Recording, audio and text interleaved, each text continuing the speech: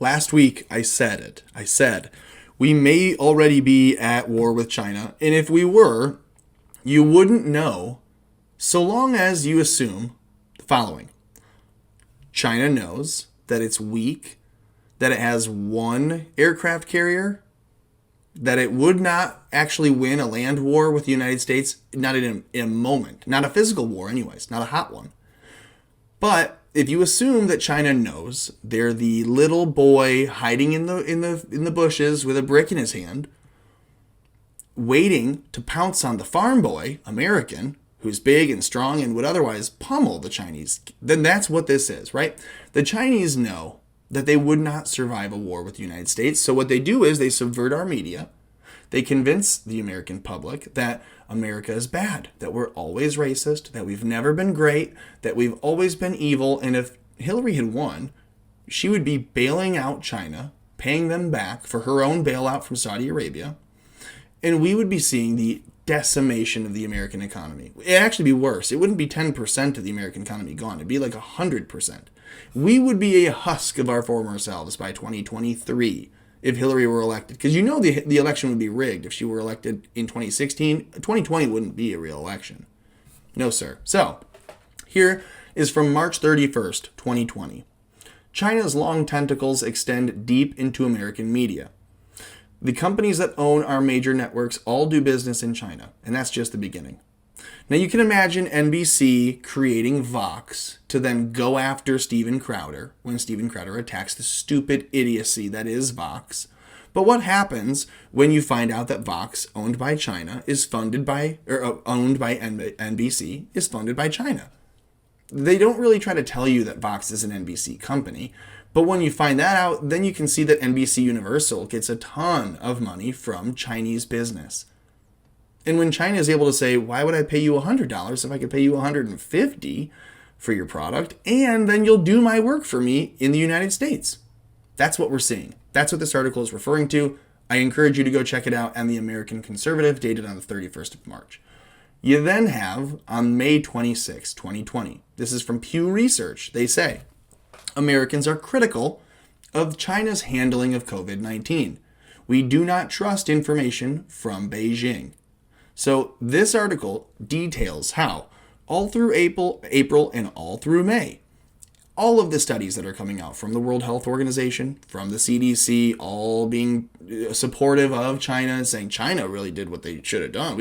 We should have welded people in their homes. We should have taken away all rights from people, because then we'd be looking like China right now, and that looks pretty good. Well, just so that you know, the people that defend China, Max Fisher, for instance, from the New York Times, if you didn't realize, the New York Times has been long gone, the paper of Chinese record, says, if you're well-grounded concern that the official Chinese data can never be trusted, that's your concern, it's worth considering that the World Health Organization's vouching firsthand for the country having achieved its major turnaround. Now, I don't know if that's how Max Fisher talks, but when I read his tweet, that's how it sounds, because frankly, I don't think you can say that sentence without having soy drip out of your mouth.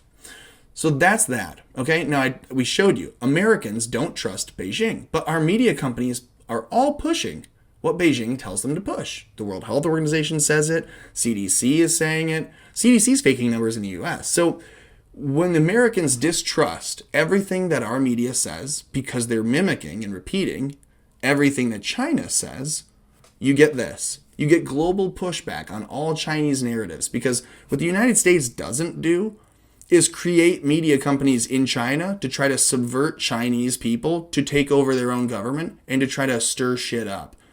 What we do is we put media companies, the media companies, actually, we as a government don't own any media companies, number one. But our government allows independent media organizations to operate within China and within other countries because we want to have reporting, open, honest reporting on what's happening in those countries. What does China do? Well, China puts companies here in the United States, and then those companies push propaganda as if they're American outlets. Here is China demanding information from 4 U.S. companies, including the Associated Press, because what we did was say, hey, we found Chinese spies that work for the Chinese military, And they snuck into the United States under false pretenses, under the auspices of coming here with journalistic integrity. We work for this journalistic output or the outlet, and we're going to come to work in Houston as a journalist. And then when they're here, they're conducting spying operations. And so we find that there's a lady and there's actually another gentleman recently busted as Chinese spies in the United States. And so we say, hey, these Chinese media companies that say like, oh, we're all about American news, but they're owned by the CCP. Well, we want to know who they are. We want to know who the people are. We want to know how they're paid. We want to know all these things. What did they do in response? They said, we demand to know all of the different Americans that exist in China that work for media companies in America. Do you think those people would be safe? Do you think that China already doesn't know who those people are? This is, again, a Cold War tactic of tit for tat. If you think that you can get away with pushing back America, we're going to make sure that we shove back. So that's what they think this is. If you didn't think we were already at war with China, I got a bridge to sell you in Beijing. I got a Great Wall to sell you. It's around a massive dictatorship that's killing what we know to be over 1 million Uyghurs. People for their religious beliefs are being killed, harvested, organs being taken at will.